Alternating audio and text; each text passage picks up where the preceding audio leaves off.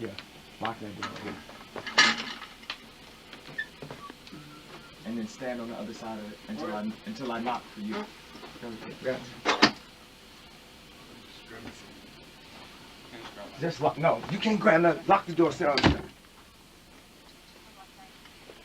Yeah. Yeah. Yeah.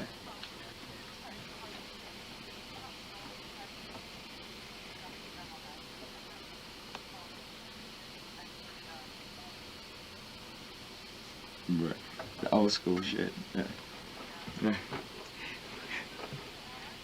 I'm doing great. I feel so awesome about the music. The album is coming out February 11th. I'm doing the fashion show February 11th at Madison Square Garden. We're dropping the album that February 12th that morning. It's like, yeah. Yeah. Yeah.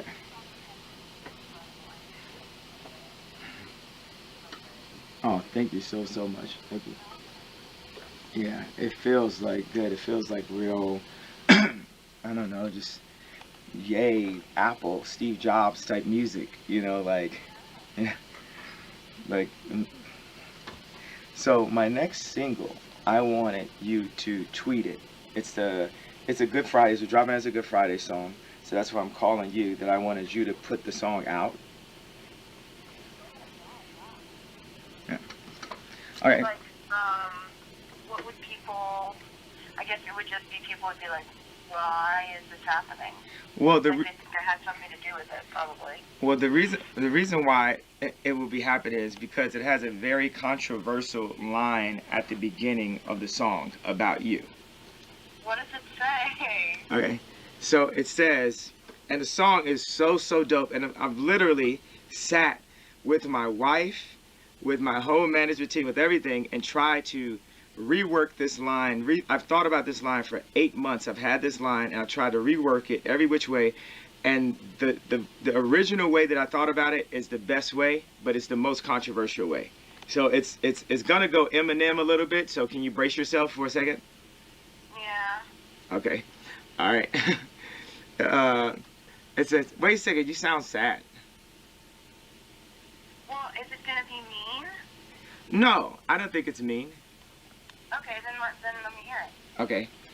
It says, and the funny thing is, when I first played it and my wife heard it, she was like, huh? What? That's too crazy, blah, blah, blah. And then, like, when Ninja from D. Antwoord heard it, he was like, oh my God, this is the craziest shit. This is why I love Kanye, blah, blah, blah, that kind of thing. And now it's like my wife's favorite fucking line. I just want to give you some premise of that, right? Okay. Okay. So it says, to all my South Side niggas that know me best, I feel like Taylor Swift might owe me sex. That's not mean. Okay. Yeah. Well, this is the thing where I'm calling you because you got an army. You own a country of motherfucking 2 billion people, basically, that if you felt that it's funny and cool and like hip hop and felt like, just the college dropout and the artist like Ye that you love, then I think that people would be like way into it. And that's why I think it's super genius to have you be the one that says, oh, I like this song a lot. Like, yeah, whatever, this is cool. Whatever. It's like, like I got like shit on my album where I'm like, I bet me and Ray J will be friends if we ain't love the same bitch. Oh my God. I need to think about it because I just need to, like, you hear something for the first time and you just need to think about it. Yeah. Because it is absolutely crazy. I'm glad it's not mean, though. It doesn't feel mean. But, like, oh my God, the build-up you gave it, I thought it was going to be like, that stupid, dumb bitch. Like, but it's not. So, I don't know. I mean, the launch thing, I think it would be kind of confusing to people, but I definitely think that when I'm asked about it, of course, I'll be like, yeah, I'm the biggest fan. I love that. I think it's hilarious. But I just need to think about it. Yeah, you don't have to do the launch and tweet. That was just an extra idea I had. Like, but not, you don't, if you think that that's cool, then it's cool. If not, I mean, we are launching the shit like on just Good Fridays on SoundCloud, on the site, shit like that. But You know, the thing about me is like anything that I do becomes like a feminist think piece, and if I launch it, they're gonna be like, wow, like this thing, like they'll just turn it into something that I think if I launch it, it honestly, like I think it'll be less cool, because I think if I launch it, it adds this level of criticism, because having that many followers and having that many eyeballs on me right now, like people are just looking for me to do something dumb or stupid or lame, and it's like almost, I don't know, like I kind of feel like people would try to make it negative if it came from me. Do you know what I mean? yeah. I try to be super self-aware about where I am, and I feel like right now I'm like this close to overexposure. Oh, well, this one is I think this is a really cool thing to have. I know. Definitely. I mean, it's like a compliment, kind of. Yeah.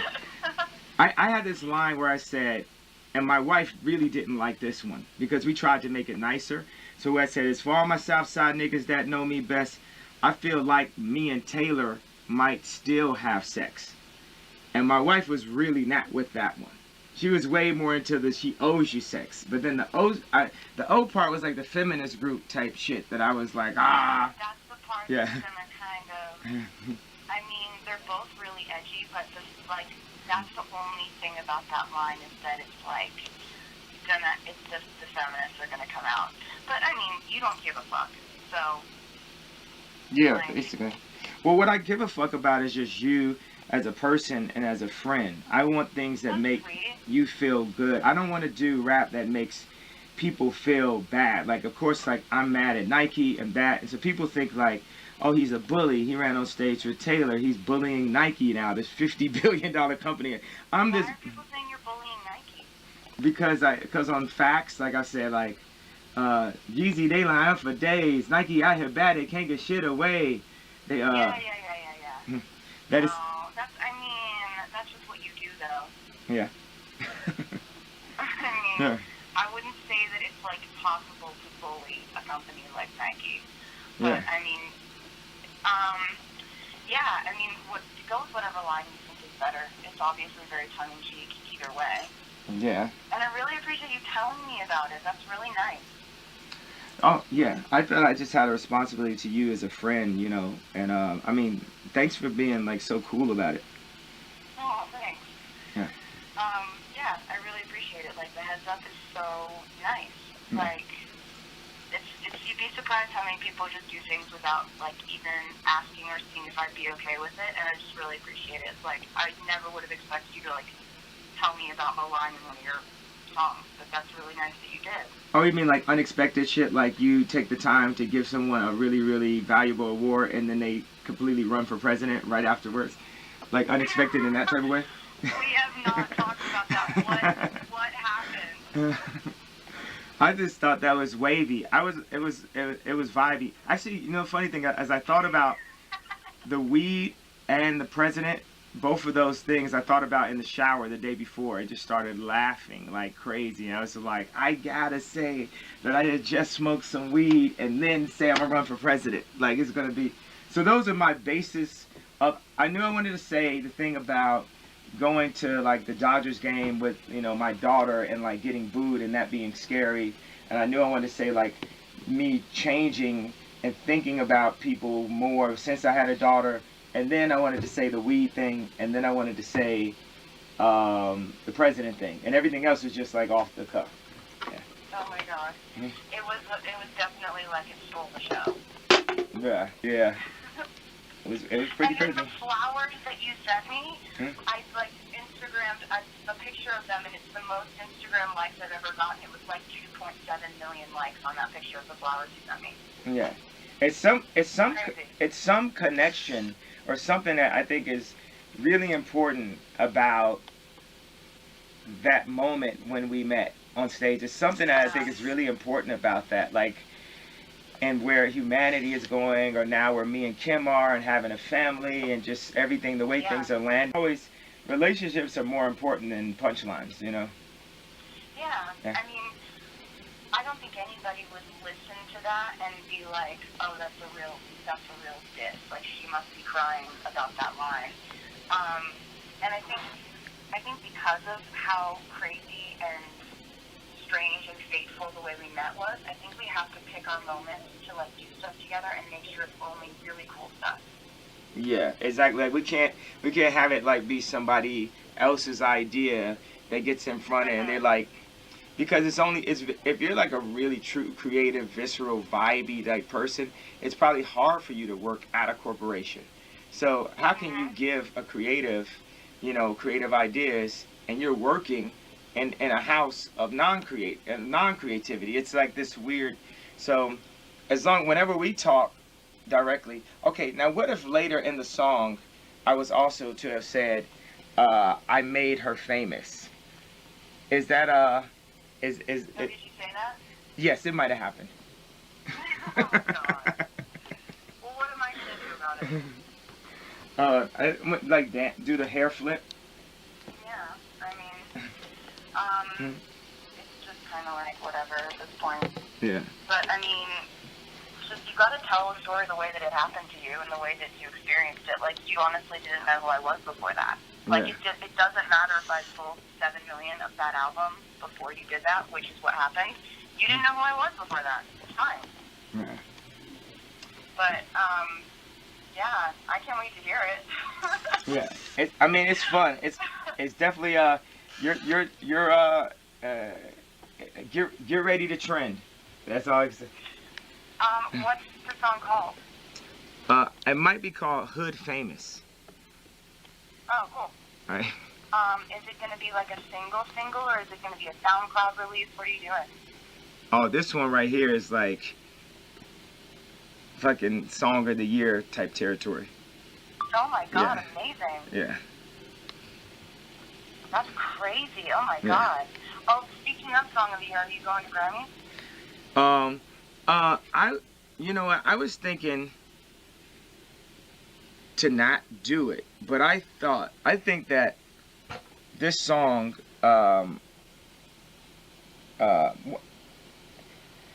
you know what?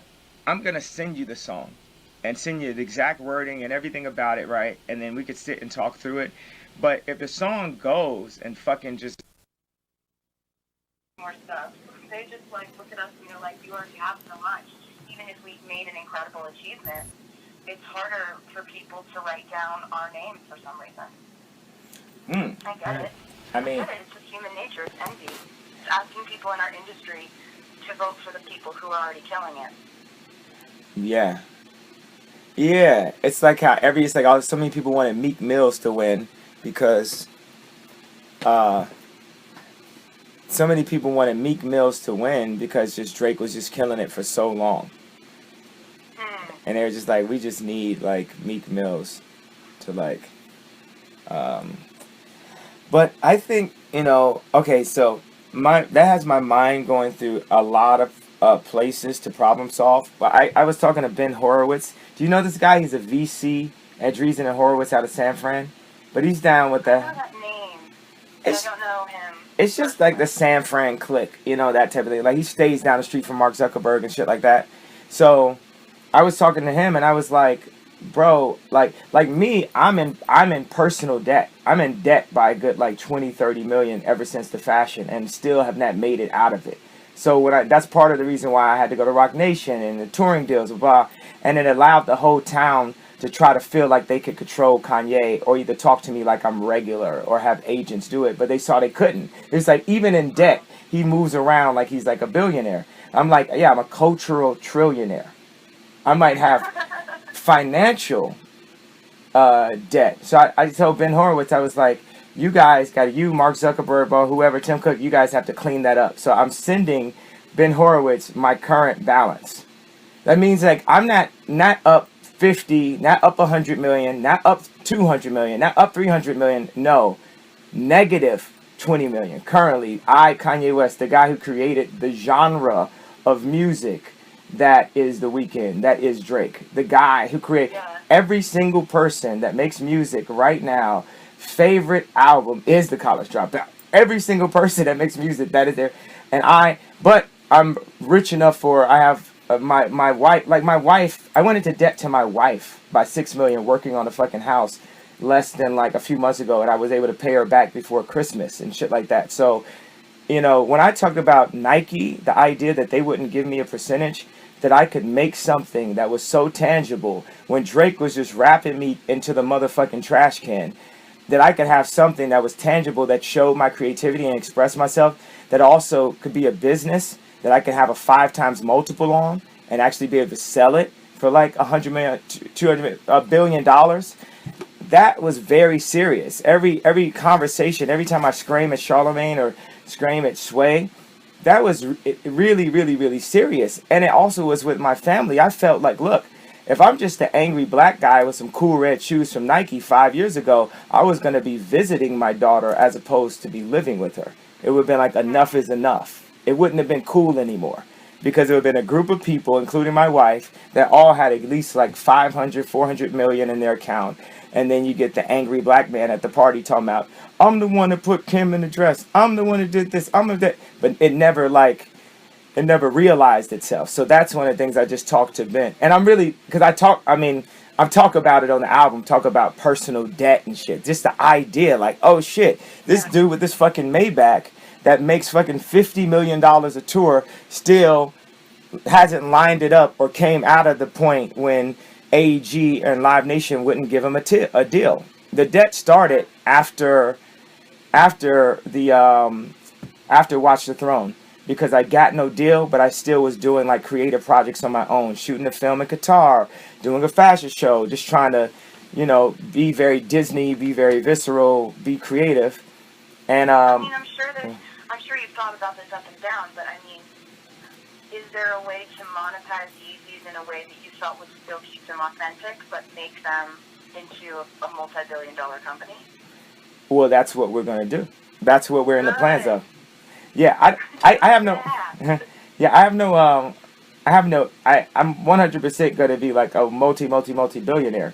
I think it's fun that I can like be like Charlie Sheen and be like, hey, like I got AIDS, like that. To me, like I told Drake that the other night, I was like, yo Drake, I'm in personal debt. And for me to tell Drake, the fucking #1 bachelor in the world that can fucking wrap anybody into a trash can, that lives 4 blocks down the street from my wife, and like basically fucks all of her friends, that I'm in personal debt, is such a like putting down the sword or putting down the hand or showing the hand, that I don't have my poker face on with any of you guys. I'm just me. I'm just a creative.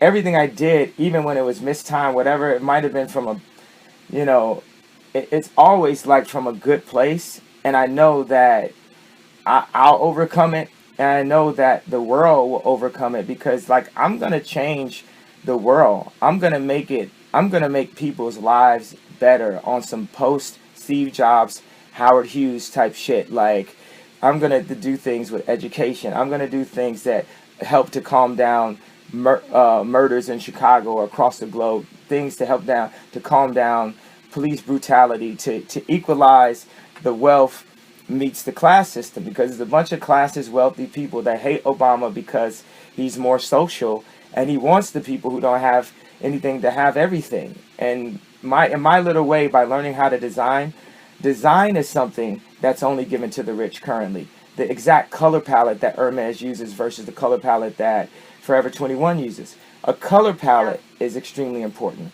Color is important.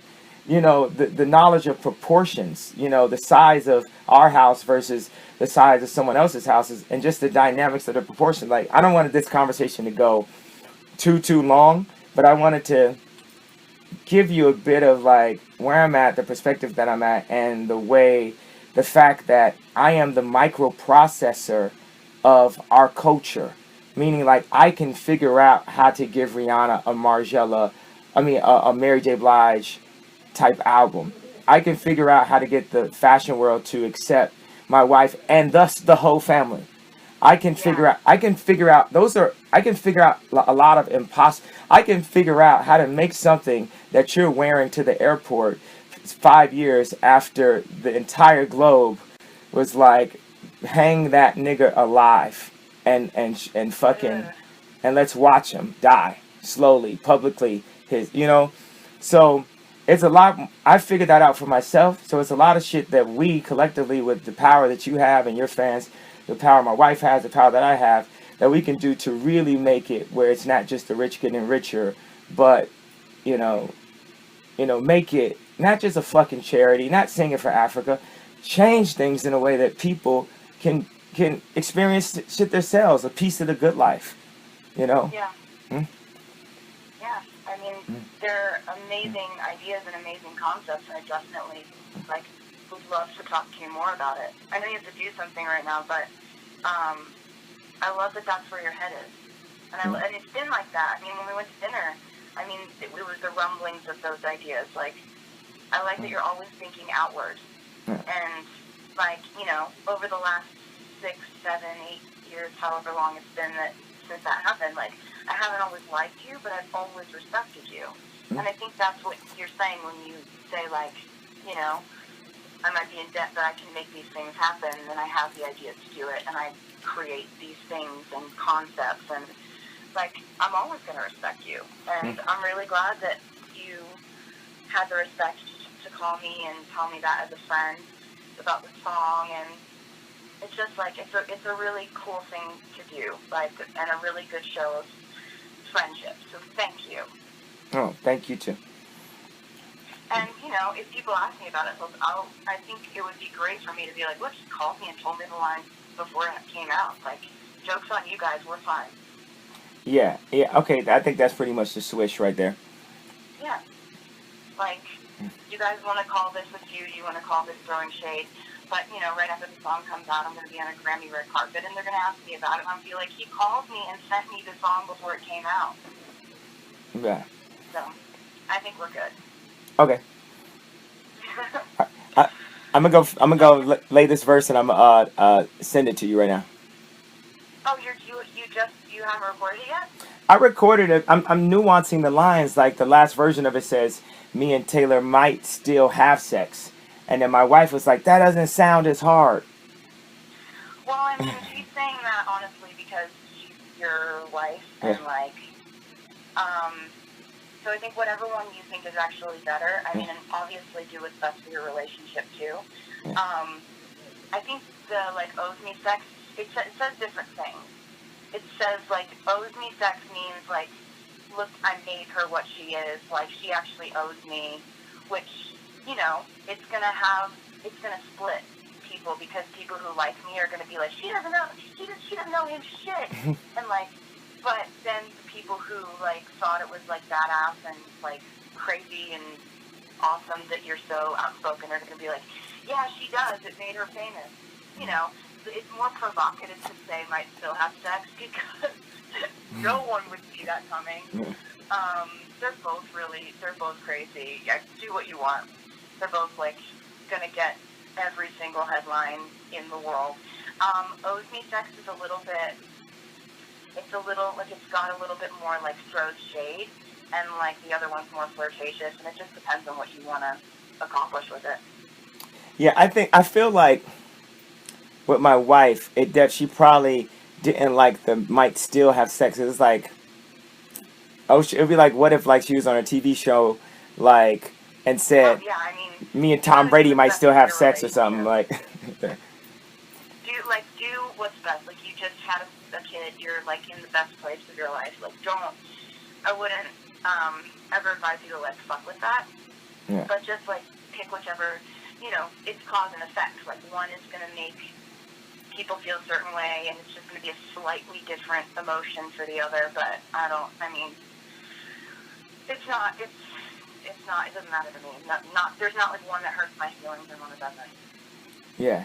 It's just when I'm pointing this gun, what I tried to do differently than 2 years ago is, like, when I shoot a gun, I tried to point it away from my face. Yeah. So it's one is kind of like a little bit more flirtatious and easier. I think so. Really, that means the conversation is really, one is like a little bit better for the public, and a little bit less good for the relationship. One is a little bit worse for the public and better for the relationship. Yeah. Yep, I think you're right. All right. Well. But just it's your call, really. I mean, you always go with your gut, obviously. Yeah. Okay. But amazing. Send it to me. I'm excited. All right. All right. Cool. Thanks so much. Awesome. I'll talk to you later. All right. Cool. Peace. Bye. Bye. All right. That's fine. Like, we had to get that all the way through. Yeah, sorry, the battery on this thing died. Which is why I stopped filming. It's just when it died. If you get some shit like Kanye talking to Taylor Swift, explain that line, Oh, I know. there's got to be 3 cameras on that one. We can't miss one element.